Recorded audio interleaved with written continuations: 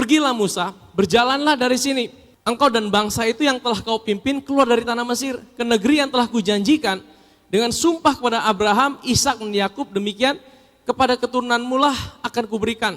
Aku akan mengutus seorang malaikat berjalan di depanmu dan akan menghalau orang Kanaan, orang Amori, orang Het, orang Feris, orang Hewi, orang Yebus, ayat yang ketiga, yakni ke suatu negeri yang berlimpah-limpah susu dan madu. Sebab aku tidak akan berjalan di tengah-tengahmu, karena engkau ini apa? Bangsa yang negar tengku. Itu apa, saudara? Saudara, ini bicara tentang kepala batu, saudara ya. Orang Israel itu orang yang kepala batu, merasa dirinya pintar, merasa dirinya benar, tidak pernah mau mengakui kesalahannya. Orang Israel itu, saudara. Ya, mereka merasa sampai hari ini mereka merasa mereka lebih hebat dari semua. Memang betul Tuhan berkati mereka, tapi itu karena anugerah, bukan karena mereka hebat, saudara. Dan Tuhan bilang apa? Aku tidak akan berjalan di tengahmu karena engkau ini bangsa yang tegar supaya aku jangan membinasakan kau. Jadi sebenarnya Tuhan bilang gini, Musa, kamu berjalanlah. Kamu dengan orang Israel berjalanlah ke tanah perjanjian. Ya, aku akan utus malaikat supaya kamu bisa sampai ke tanah perjanjian. Aku udah janji sama Abraham, aku udah janji sama Ishak, aku udah janji sama Yakub. Janji itu akan aku penuhi. Tapi aku tidak akan berjalan bersama kamu. Kamu berjalanlah, aku akan utus malaikat. Kalau ada musuh di depanmu, itu akan dihalau, tapi aku tidak akan berjalan di depanmu. Saudara, ini sama dengan Tuhan mau bilang gini sebenarnya hari ini. Banyak kan hari-hari ini mungkin saudara sebenarnya kita menikmati janji Tuhan. Kadang-kadang saya renungkan ini bicara tentang kalau kita mau aplikasikan buat kita hari ini. Kadang-kadang kita saking sibuknya dengan janji Tuhan, kita lupa dengan pribadi Tuhan. Tuhan mau bilang gini, aku tepati janjiku semua. Apa yang aku janji aku akan kasih semua. Tapi aku tidak akan berjalan di depan kamu. Karena apa? Kalau aku berjalan bersama-sama kamu, kamu semua akan mati. Saudara, ini satu hal yang mengerikan buat orang Israel sebenarnya. Mereka berkabung, saudara. Saudara, waktu saya renungkan ini, kadang-kadang dalam hidup ini, seringkali juga saudara, kadang-kadang kita sudah tidak lagi merasakan kehadiran Tuhan dalam hidup ini. Kadang-kadang kita tidak lagi menyadari bahwa dia Tuhan yang hadir dalam hidup ini. Sebenarnya kita pernah merasakan seperti itu. Atau tidak ada tempat ini semua ya. Semua ini kita, Tuhan engkau selalu ada buat aku. Saudara, kalau kita mau jujur, kadang-kadang dalam hidup ini kita terlalu sibuk dengan banyak hal. Bahkan mungkin dengan janji Tuhan sendiri. Bahkan mungkin dengan hal-hal yang buat kita lupa bahwa pribadinya jauh lebih berharga daripada setiap janjinya. Amin, saudara. Mana yang lebih penting, janjinya atau pribadinya, saudara? Ya, dua-duanya penting sebenarnya. Tapi saudara, Tuhan mau bilang gini, seringkali kita fokus dengan janjinya, kita fokus dengan yang lain, sehingga kita lupa akan penyertaannya dalam hidup ini. Kadang-kadang Tuhan buat dirinya seperti tidak ditemukan, saudara. Saudara, kita seringkali merasa Tuhan, kayaknya engkau tidak ada bersama aku. Saudara, saya pelajari alarm yang Tuhan kasih itu. Kalau kita mulai merasa Tuhan tidak ada, Tuhan sepertinya jauh. Sebenarnya Tuhan mau kasih alarm, ayo kamu mulai sadari bahwa aku selalu ada buat engkau. Kadang-kadang Tuhan tuh suka main seperti petak umpet. Saudara tahu petak umpet? Hari-hari ini mungkin tidak ada lagi yang main game petak umpet. Tahu game petak umpet? Hari-hari ini kan semua main gamenya, wah yang game online semua. Lagi rame, wah kadang main game sampai lupa waktu, saudara. Tidak ada lagi main game yang petak umpet, apa itu ya. Nah saudara tahu, kadang-kadang Tuhan tuh suka main petak umpet, saudara tahu. Tuhan itu sengaja menyembunyikan dirinya supaya kita cari dia. Padahal dia itu tidak pernah jauh dari kita. Dia itu tidak pernah tinggalkan kita. Tapi kadang-kadang dia buat dirinya seolah-olah dia lupa sama kita. Supaya kita sadar bahwa kita perlu dia dalam hidup ini. Amin. Saudara, ya, satu kali murid-murid Tuhan Yesus ada di tengah badai. Saudara ingat kisah itu? Waktu mereka mulai pergi naik perahu sendirian, Di tengah-tengah perjalanan itu mereka kena badai. Dan firman Tuhan berkata, ya, di tengah-tengah mereka sedang bergumul dengan badai itu, di tengah-tengah mereka sedang mendayung, mereka sedang pusing. Tiba-tiba Yesus datang jam 3 pagi. Saudara ingat kisah itu tidak? Yesus datang jam 3 pagi, tapi Yesus tidak langsung datang ke kapal mereka. Yesus seperti hantu yang mau melewati mereka. Kenapa Yesus berbuat seperti itu, saudara? Kenapa Yesus berbuat seolah-olah Yesus tidak langsung tolong mereka, tapi Yesus sepertinya mau tinggalkan mereka. Supaya apa? Menarik perhatian mereka. Dan mereka mulai sadar, itu Tuhan.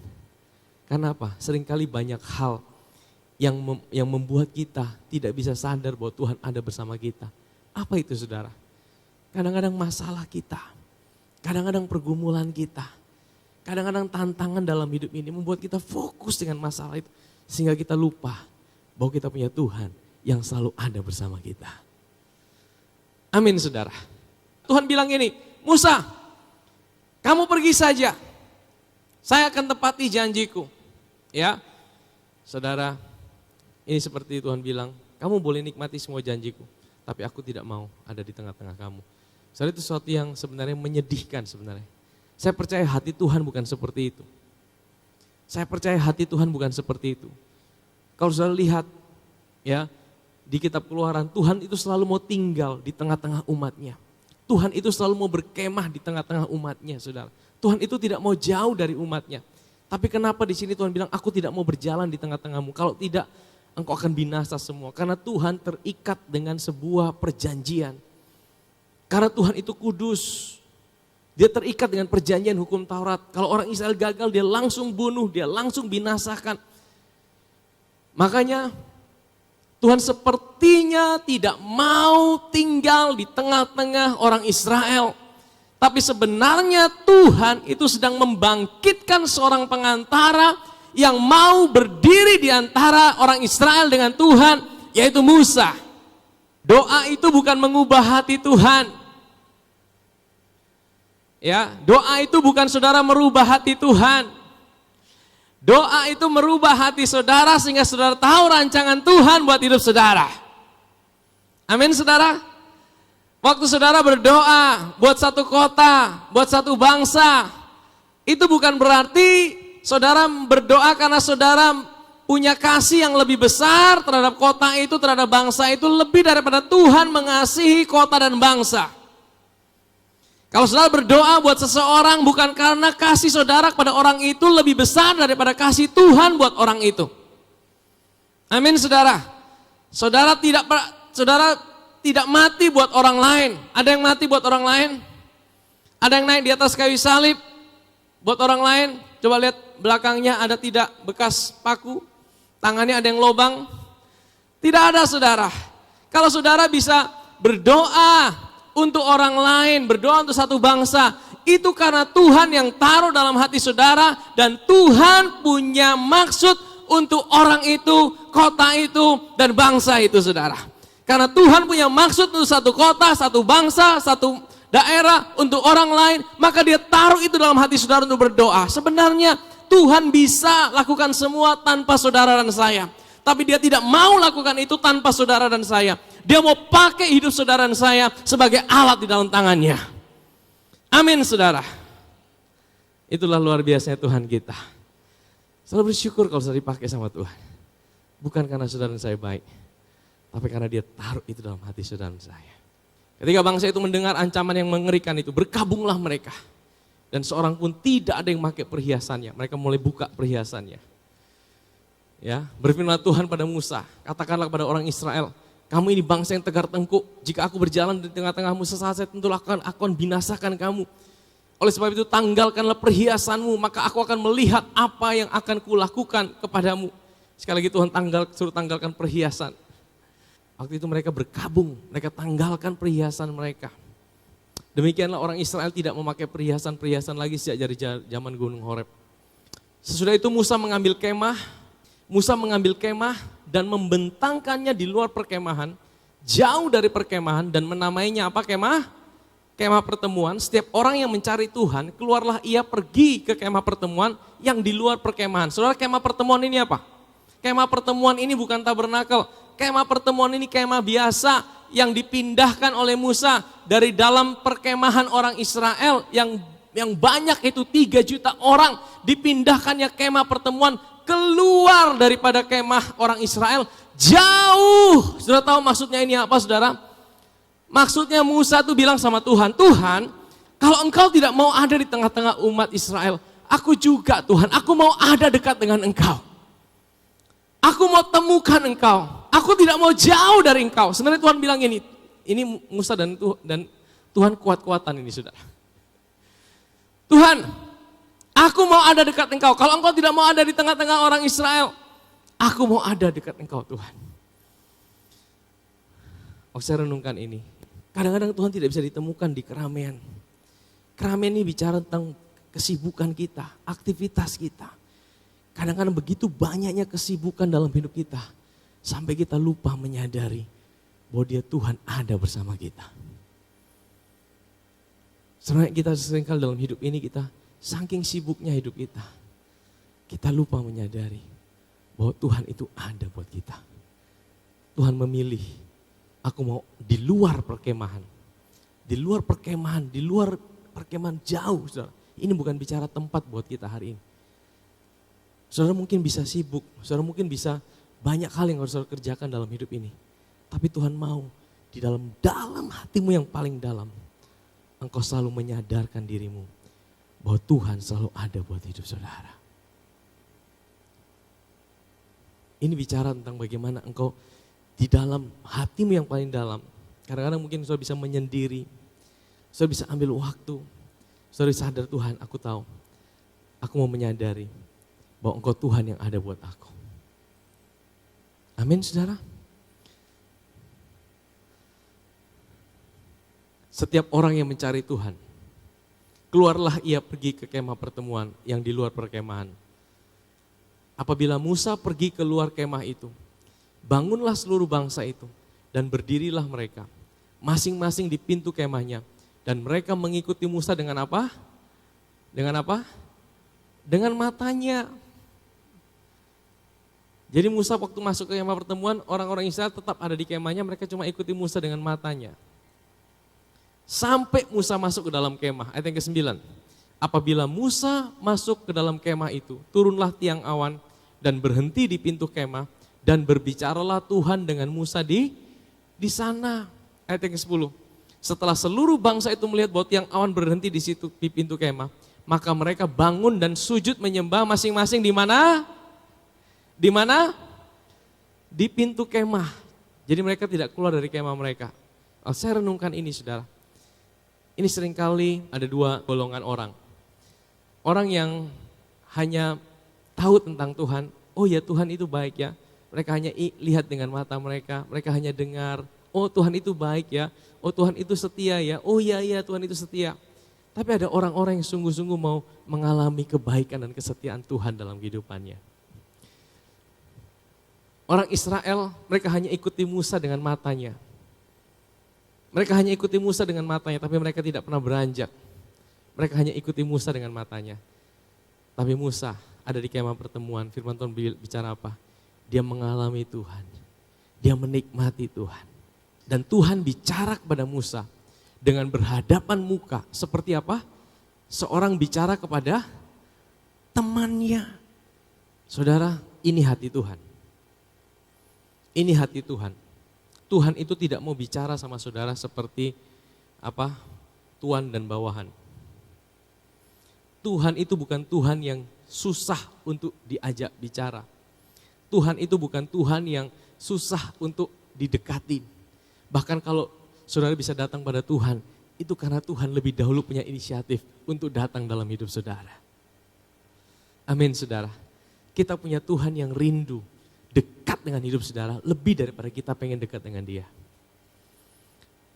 Firman Tuhan berkata apa? Tuhan bicara dengan Musa seperti seorang bicara dengan temannya. Ini hati Tuhan, saudara. Tuhan sebenarnya tidak pernah punya hati yang aku tidak mau dekat-dekat dengan umatku. Aku tidak mau dekat-dekat dengan mereka. Tidak, saudara.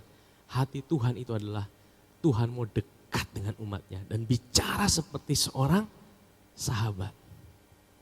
Coba kita lihat Yohanes 15 ayat yang ke-15. Aku tidak menyebut kamu lagi apa? Hamba. Sebab hamba tidak tahu apa yang diperbuat oleh tuannya. Tapi aku menyebut kamu apa? Sahabat. Karena aku telah memberitahukan kepada kamu segala sesuatu yang telah kudengar dari.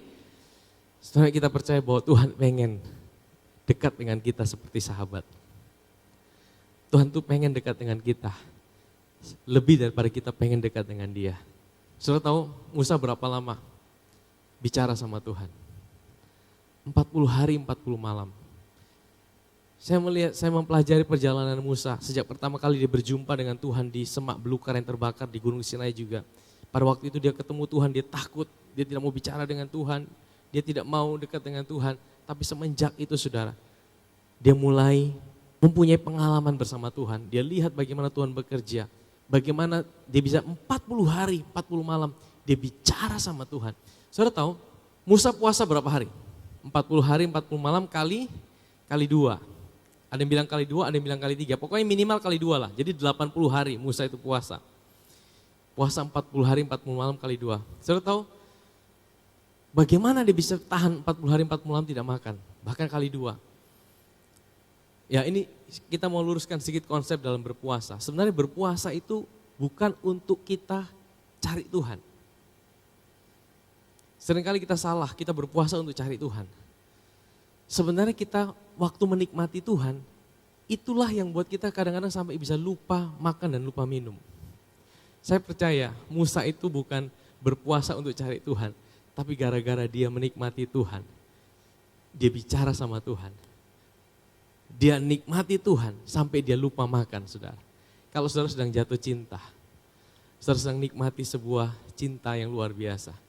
Saudara kadang-kadang saudara tidak ingat makan dan minum, betul ya saudara? Itulah saudara, waktu saudara nikmati Tuhan, saudara bisa berpuasa. Amin saudara? Jadi ya, jangan berpuasa, saya tetapkan mesti berapa hari, saya tidak mau makan, tidak mau minum. Ya, nanti bisa kalau tidak ini, saudara bukan ketemu Tuhan, saudara sakit saudara. Tapi nikmati Tuhan dulu, nikmati Tuhan dalam hidup saudara. Waktu saudara nikmati Tuhan, sampai saudara bisa lupa makan dan lupa minum. Amin saudara? Ya. Nah, Tuhan ingin jadikan kita seperti sahabat. Dia ingin dekat dengan kita. Kita kembali ke kitab Keluaran, saudara. Dan Tuhan bicara kepada Musa dengan berhadapan muka seperti seorang bicara pada temannya. Kemudian kembalilah ia ke perkemahan, tapi abdinya Yosua bin Nun, seorang yang masih muda, tidaklah meninggalkan kemah itu. Saudara, Yosua ini satu pribadi yang luar biasa. Dia selalu ikut sama Musa, dia selalu dekat sama Musa. Bahkan dia orang yang waktu Musa belum turun, dia tetap tunggu Musa. Waktu Musa ada di kemah pertemuan, dia juga ada di situ. Ya. Next terus, ayat ke-12. Lalu berkatalah Musa kepada Tuhan, memang kau berfirman padaku, suruhlah bangsa ini berangkat. Tapi engkau tidak beritahukan kepadaku Tuhan, siapa yang akan kau utus bersama-sama dengan aku. Jadi Musa bilang, Tuhan memang kau suruh kami berangkat, memang kau berjanji kau akan menepati. Tapi siapa yang kau utus Tuhan? Namun demikian engkau berfirman, aku mengenal namamu, juga engkau mendapat kasih karunia di hadapanku. Maka sekarang jika aku kiranya mendapat kasih karunia di hadapanmu, beritahukanlah kiranya jalanmu kepadaku. Sehingga aku dapat mengenal engkau, supaya aku dapat mendapat kasih karunia di hadapanmu. Ingatlah bahwa bangsa ini adalah umatmu. Jadi saudara lihat Musa itu kembalikan lagi kepada Tuhan. Tuhan ini bangsa ini umatmu Tuhan. Tuhan bilang sama Musa, Musa ini bangsa yang kau pimpin keluar. Ini bangsamu Musa, tapi Musa bilang, tidak Tuhan, ini umatmu Tuhan, ini umatmu Tuhan. Kasihan orang Israel tidak mau diakui. Tapi sebenarnya ini satu gambaran yang indah. Bagaimana Musa itu berdiri buat orang Israel, tidak Tuhan, ini umatmu Tuhan. Kalau engkau suruh kami keluar, siapa yang kau utus tuh? Sebenarnya Musa bilang gini, Tuhan, kami tidak mau engkau utus yang lain. Kami tidak mau engkau utus malaikat. Bagi kami yang terpenting itu bukan janjimu. Bagi kami yang terpenting itu bukan tanah perjanjian. Bagi kami yang terpenting itu bukan semua yang Tuhan janjikan dalam hidup kami. Bagi kami yang terpenting adalah penyertaan-Mu sendiri dalam hidup kami. Saudara, waktu saya renungkan ayat ini, saya mulai mengerti bahwa sebenarnya visi kita itu bukan sesuatu. Visi kita itu bukan sesuatu. Bahkan visi kita itu bukan janji Tuhan. visi kita itu adalah Tuhan itu sendiri. Amin saudara. Visi kita itu adalah Tuhan itu sendiri. Waktu saudara tahu visi saudara adalah Tuhan itu sendiri, janjinya itu adalah bonus buat hidup saudara dan saya. Janjinya itu adalah bonus buat hidup saudara dan saya. Musa berkata, Tuhan, tunjukkan jalanmu. Waktu saya baca tunjukkan jalanmu, ini sebenarnya bicara tentang siapakah jalan kepada Bapa? Siapakah jalan kepada Bapa? Yesus berkata, akulah jalan, akulah kebenaran, akulah hidup. Tidak seorang pun dapat datang kepada Bapa kalau tidak melalui aku. Jadi Musa berdoa, Tuhan tunjukkan jalan supaya aku bisa dapatkan, aku bisa mengenal Engkau. Aku bisa mendapatkan kasih karunia di hadapanmu. Ya. Ingatlah bahwa bangsa ini adalah umat-Mu Tuhan. Musa kembalikan lagi sama Tuhan. Ini bangsa-Mu Tuhan, ini umat-Mu Tuhan. Ayat 14 saudara. Nah Tuhan mulai berubah di sini. Lalu ia berfirman, oke, aku sendiri hendak membimbing engkau. Engkau ini bukan cuma Musa saudara, tapi seluruh orang Israel. Aku sendiri hendak membimbing engkau dan memberikan apa? Ketentraman kepadamu. Tuhan mulai berubah. Apakah Tuhan itu mudah sekali berubah gara-gara doa Musa? Aku sendiri hendak membimbing engkau. Ya. Apa yang membuat orang Israel itu disertai Tuhan? Apa yang membuat orang Israel itu akhirnya mau disertai sama Tuhan? Ayat ini berkata, oke Musa, aku sendiri akan menyertai engkau. Aku sendiri akan membimbing engkau. Dan aku akan berikan rest, aku akan berikan peristirahatan buat kamu. Apa yang membuat orang Israel itu akhirnya Tuhan bilang, aku akan menyertai kamu? Apa saudara? Apakah mereka baik? Apakah mereka baik? Apakah mereka tidak berdosa? Mereka baru saja melakukan dosa yang besar, mereka buat patung lembu emas. Apa yang buat Tuhan mau menyertai mereka? Karena ada seorang Musa yang berdiri bagi mereka. Karena ada Musa yang tawar sama Tuhan. Tuhan, kalau engkau tidak berjalan bersama kami tidak mau berjalan. Tuhan, aku tidak mau yang lain yang tuntun. Aku mau engkau sendiri yang tuntun. Saya tahu sebenarnya ini bukan Musa sendiri yang punya inisiatif. Ini Tuhan yang taruh dalam hati Musa sekali lagi untuk berdoa mewakili orang Israel supaya Tuhan itu mau menyertai mereka. Tuhan yang taruh dalam hati Musa karena Tuhan ingin menyatakan buat kita hari ini. Kalau hari ini saudara dan saya, dari mana kita punya kepastian bahwa Tuhan itu menyertai hidup kita? Dari mana saudara? Bukan karena kita baik. Bukan karena kita tidak pernah buat salah. Bukan karena kita ini sempurna. Saudara tahu dari mana hari ini kita tahu bahwa Dia adalah Allah Immanuel? Dia Allah yang menyertai kita. Karena ada seorang pribadi yang berdiri di antara kita, mewakili kita di hadapan Bapa di sorga, yang memberikan kita sebuah jaminan bahwa hari ini Tuhan itu mau ada buat kita, Dia mau tinggal buat kita, Dia mau menyertai kita, Dia mau membimbing kita. Bukan karena kita baik. Amin saudara? Saudara bisa lihat ini, ya Musa minta sama Tuhan, Tuhan ini umatmu. Saudara bayangkan, apalagi Yesus yang hari ini bersyafaat buat kita. Minggu lalu kita belajar, Yesus menjadi pengantara untuk mengampuni dosa orang Israel. Dosanya diampuni gara-gara Musa. Hari ini saudara kita belajar, Musa berdiri bukan untuk minta pengampunan dosa. Musa berdiri untuk minta penyertaan Tuhan buat orang Israel. Saudara tahu apa bedanya? Bedanya begini saudara. Karya Kristus itu bukan hanya memberikan kita kepastian pengampunan dosa. Kalau saudara dan saya hanya diampuni dosa saudara, sebenarnya kita bersyukur. Sebenarnya kita bersyukur kalau dosa kita diampuni. Kita bersyukur, betul? Tapi kalau cuma dosa kita diampuni, hidup kita tidak disertai Tuhan, buat apa saudara? Buat apa kita menjalani hidup ini kalau kita tidak punya kepastian bahwa Tuhan menyertai hidup saudara? Amin saudara? Waktu Yesus di atas kayu salib, Dia berikan kita kepastian bahwa dosa-dosa kita diampuni. Tapi setelah kebangkitannya, Dia ada di sorga hari ini, Dia berikan kita sebuah kepastian bahwa hari ini Tuhan itu selalu ada buat kita. Amin. Dia selalu menyertai hidup saudara dan saya. Amin saudara. Tuhan berkata, aku sendiri hendak membimbing engkau. Dan aku akan memberikan ketentraman kepadaku. Nah ini sebuah janji Tuhan yang luar biasa. Tuhan berkata, aku tidak utus malaikatku. Aku tidak utus yang lain.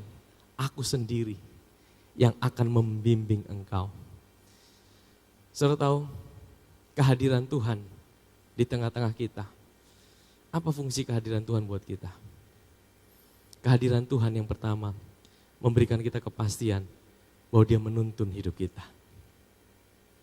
Saudara tidak bisa berjalan sendirian. Saya tidak bisa berjalan sendirian.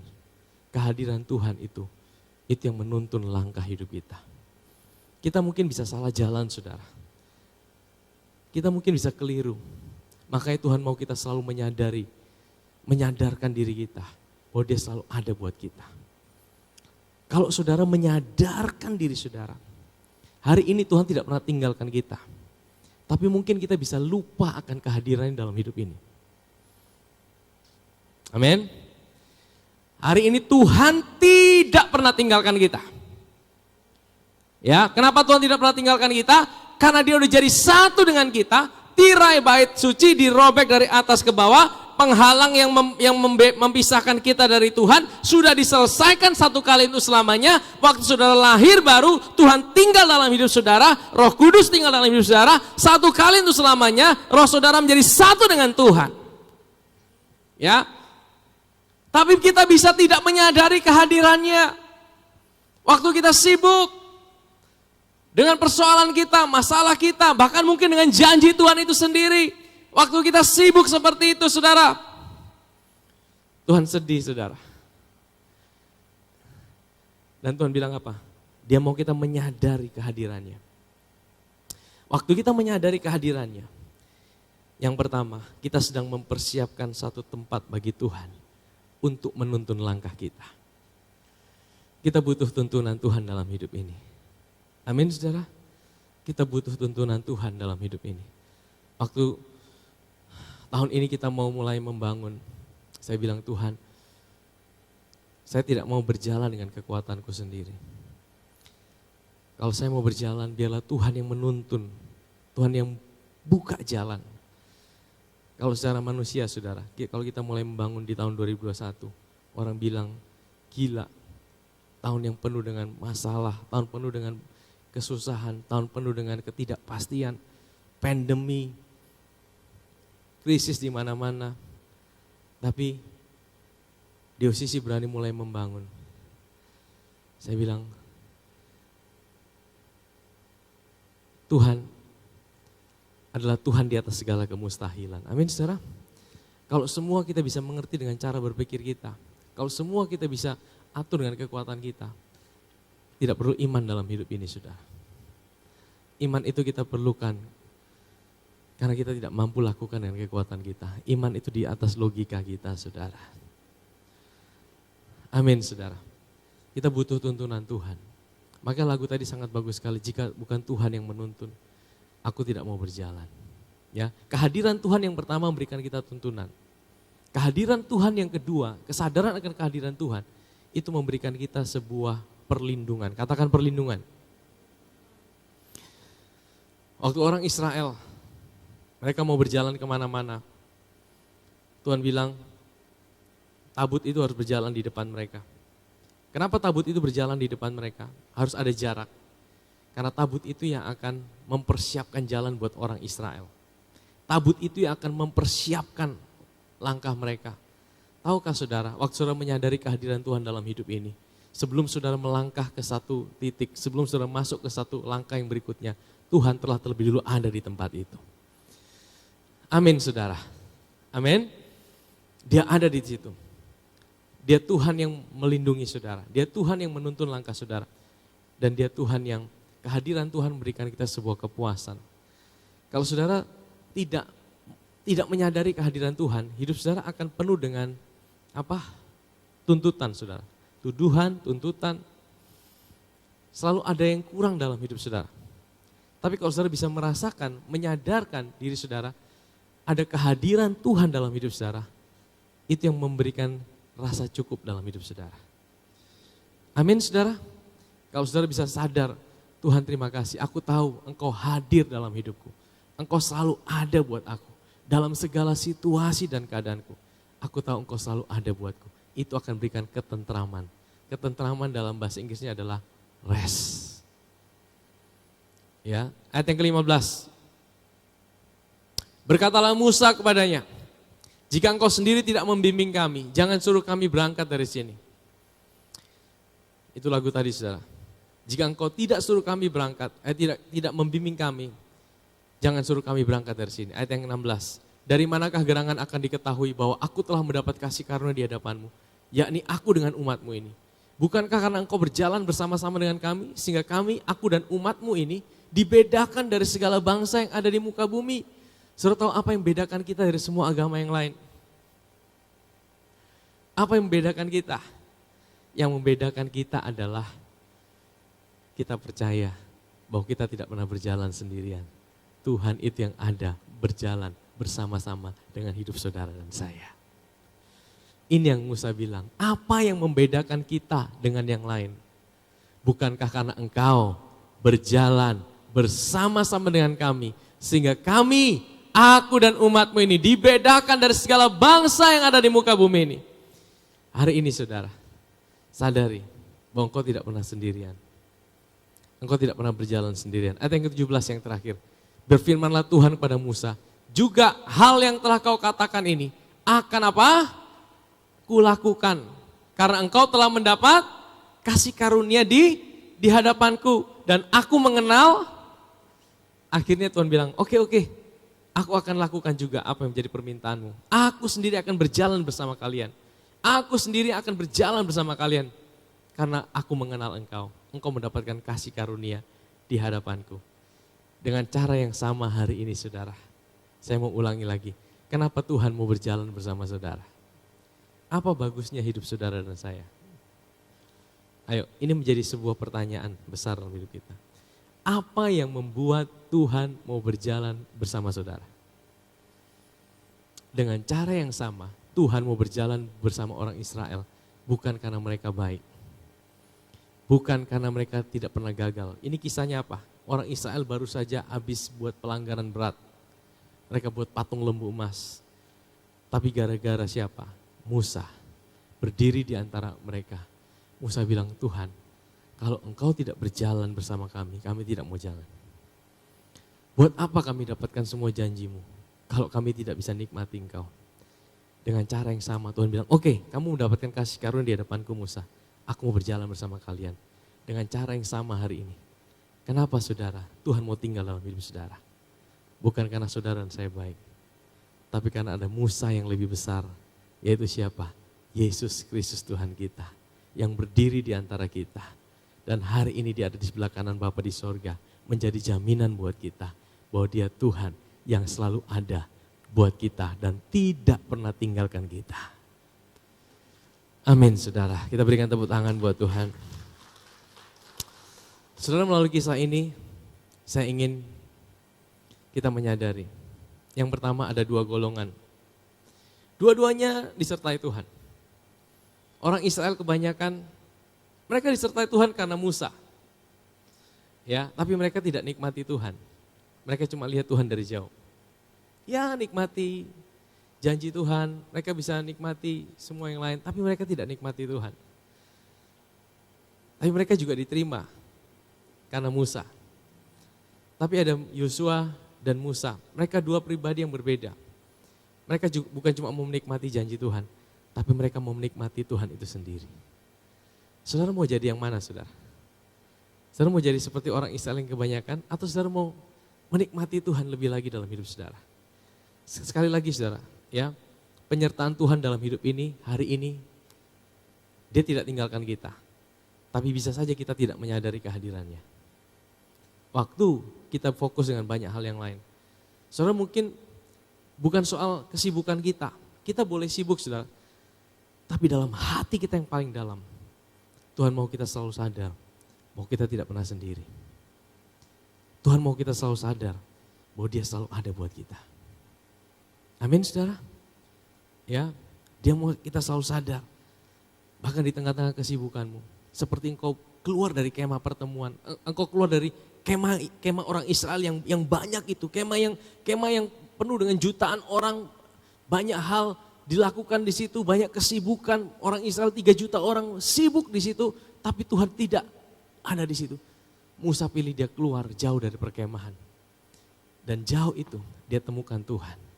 Saudara, hari ini mungkin jauh itu bukan bicara lokasi. Jauh itu mungkin bicara hati kita.